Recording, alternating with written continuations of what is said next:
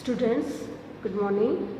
आज अपन अध्ययन करेंगे राय और लोकतंत्र संबंधी विचार। पहले हम राय के संबंध में परिचय पढ़ चुके हैं उनका, और उन्होंने मार्क्सवाद का समर्थन किया वो पढ़ा, फिर उन्होंने समर्थन किया उसका अध्ययन किया, और उनके विभिन्न प्रकार के अध्ययन और जो विचार दिए उनका अध्ययन अपन ने किया। आज हम पढ़ेंगे राय और लोकतंत्र, यानी वो कौन से प्रकार के लोकतंत्र का समर्थन करते हैं।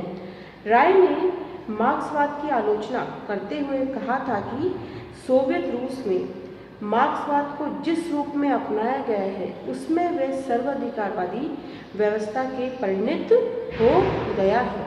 इन आधारों पर राय से आशा की जाती है कि उनके द्वारा उदारवादी लोकतंत्र का समर्थन किया जाएगा। सिद्धांतिक रूप में वे लोकतंत्र को सर्वाधिकारवादी की तुलना में निश्चित रूप से श्रेष्ठ व्यवस्था मानते हैं। यानी यदि अगर राजनीतिक व्यवस्था हो तो कैसी होनी चाहिए? उदारवादी लोकतंत्र, जो अधिक से अधिक किसका उद्धार करे, अधिक से अधिक जो अपनी भारतीय जनता है उसका अधिक से अधिक उद्धार करे। और कैसा होना चाहिए? लोकतंत्र उदार होना चाहिए। सिद्धांत के रूप में लोकतंत्र को सर्वाधिकारवादी की तुलना में निश्चित रूप से श्रेष्ठ व्यवस्था मानते हैं, लेकिन उनका कहना है कि वर्तमान समय की लोकतांत्रिक व्यवस्था कैसी हो गई है? दूषित है, और इसमें हमारे मन मस्तिष्क में लोकतंत्र के प्रति आस्था को क्या हुआ है? गहरा आघात पहुंचा है। वह इस उदारवादी लोकतंत्र को समाप्त करने की बात तो नहीं करते हैं, लेकिन लोकतंत्र के स्वरूप में भारी परिवर्तन की आवश्यकता को वो बताते हैं। उनके द्वारा लोकतांत्रिक व्यवस्था की जो रूपरेखा है वो इस प्रकार है। उसे वे संगठित लोकतंत्र का नाम देते हैं। यानी लोकतंत्र के स्वरूप में परिवर्तन के लिए उन्होंने कई प्रकार के सुझाव दिए हैं। यानी लोकतंत्र तो हो, लेकिन लोकतंत्र कैसा हो? संगठित हो, मजबूत हो, उदार हो, और मार्क्सवाद संबंधी विचारधारा वहाँ पे कोई हमें देखने को नहीं मिलनी चाहिए। पॉइंट्स हैं: जन सहमति के माध्यम से समस्त कार्यों का संपादन। यदि राजनीतिक व्यवस्था में किसी कार्यों का संपादन करना है तो उनका कार्य किसको करना चाहिए? जन समितियों के माध्यम से उन कार्यों को संपन्न कराना चाहिए। जैसे राय ने अनुभव किया कि वर्तमान समय की लोकतांत्रिक व्यवस्था में राजनीतिक सत्ता क्या हो चुकी है? केंद्रित हो गई है, और उदारवादी लोकतंत्र के जिस चुनावी जो पद्धति की जो प्रचलित थी उसमें योग्य व्यक्ति चुने जाने की कोई भी गुंजाइश नहीं है। वे जनता के बौद्धिक और नैतिक स्तर को ऊंचे उठाने की आवश्यकता अनुभव करते हैं, और आज की लोकतांत्रिक व्यवस्था के दोषों का निवारण करने के लिए संगठित लोकतंत्र का आदर्श प्रस्तुत करते हैं, जिसका सबसे प्रमुख तत्व है क्या है? कि जन समितियों के माध्यम से समस्त कार्यों का संपादन हो सके। यानी क्या तिलक मतलब जो राय क्या कहना चाह रहे हैं कि जो लोकतांत्रिक व्यवस्था है, उदारवादी व्यवस्था अपनाई गई, उसमें क्या है, जिस हिसाब से जो सदस्य को चुनाव अपन करते हैं वो क्या हो रहा है? वो पूर्ण रूप से सही रूप में हमें राजनीतिक व्यवस्था को सही सदस्य प्राप्त नहीं हो पा रहे हैं। तो वो क्या जा रहा है कि क्रिटिक कार्य होते किसके माध्यम से हो? जन समितियों के माध्यम से कार्यों का बंटवारा कर दिया जाए और फिर कार्यों का संपादन किया जाए। जैसे कि राजनीतिक दलों के बढ़ते हुए दुष्प्रभाव से समस्त शासन की विचार शक्ति कैसी होगी? कुंठित हो गई है।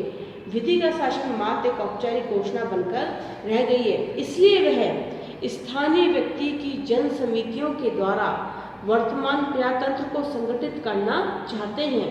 उनके संगठित प्रजातंत्र में जन समितियों के सार्वजनिक कार्यों में अधिकाधिक भाग लेने की प्रेरणा और व्यवस्था है।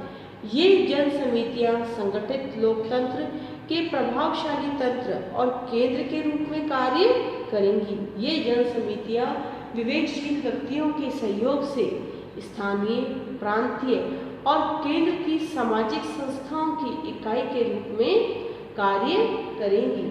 जन समितियों के माध्यम से शिक्षित और सामान्य जनता के बीच प्रशिक्षण के रूप में सहयोग के प्रयास किए जाएंगे। इन समितियों से राज्य के क्या होगा?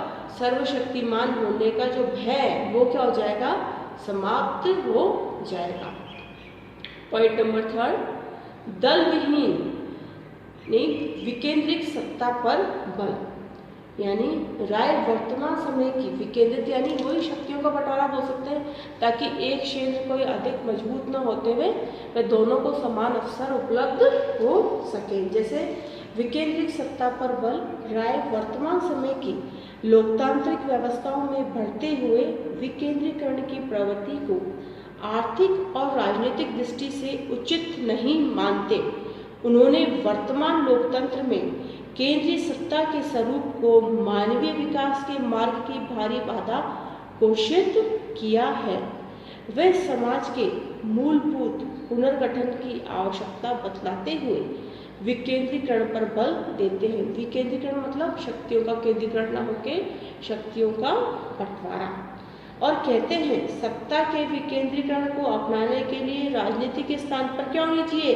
लोक नीति की प्रतिष्ठा संभव हो सकेगी। नेक्स्ट पॉइंट है दल विहीन लोकतंत्र की स्थापना पर बल। दल विहीन यानी यदि लोकतंत्र में भी जो राजनेता चुन के आ गए हैं जनता के माध्यम से, यदि लोकतांत्रिक व्यवस्था में क्या हो रहा है, उन पर्टिकुलर राजनेताओं के तरह तरह के गुट बने हुए हैं, तो क्या होगी? इससे स्वार्थ प्रवृत्ति प्रबल होगी। और क्या होगा? हो सकता है व्यक्ति भ्रष्ट हो जाए और भ्रष्ट भी हो जाए और केवल अपने स्वार्थ पूर्ति के हिसाब से ही वह अपना कार्य करे। तो यदि लोकतंत्र में क्या होना चाहिए? दल विहीन लोकतंत्र, किसी दल विशेष का कोई प्रभुत्व नहीं होना चाहिए। इसमें दल वाली जो व्यवस्था वो समाप्ति हो जानी चाहिए। जैसे राय आज के लोकतंत्र का सर्वप्रमुख दोष राजनीतिक दलों की वर्तमान व्यवस्था को मानते हैं। राजनीतिक दलों ने वर्तमान लोकतंत्र को अपना बहुभाषी के इस प्रकार से पकड़ लिया है कि लोकतंत्र मात्र एक दलीय यंत्र बनके रह गया है। दलों ने व्यक्तियों की प्रेरणा शक्ति और निर्णय शक्ति दोनों को ही कुंठित कर दिया है और व्यक्ति के स्वतंत्र अस्तित्व की कल्पना असंभव हो गई है। राजनीतिक दलों का उद्देश्य शासन सत्ता के लिए छीना झपटी करना ही रह गया। यानी क्या? किसकी शक्ति से प्रभुत्व आए? कुर्सियों के लिए संघर्ष, एक तरह से बोल सकता है कुर्सियों के लिए संघर्ष, इसको संज्ञापन दे सकते हैं। उन्हें जनता के वास्तविक हितों से कोई परवाह नहीं है। किन्हें? जो राजनीतिक दल हैं। और यदि नैतिक उत्थान करना है तो वर्तमान दलीय पद्धति को समाप्त करना ही होगा। विश्व के नैतिक पतन का एक मूल्य कारण यह वर्तमान दलीय पद्धति ही है। अतः राय के अनुसार यदि हमें लोकतंत्र की रक्षा करनी है तो उसे दल रहित बनाना होगा, अर्थात एक दलीय लोकतंत्र की, एक दल विहीन लोकतंत्र की स्थापना करनी होगी। ये दल विहीन लोकतंत्र आत्मनिर्भर समितियों में सक्रिय योगदान पर आधारित होगा। राय का संगठित लोकतंत्र प्रत्यक्ष तथा विकेंद्रित लोकतंत्र का समर्थन करते हुए हमें वो प्रतीत होते हैं।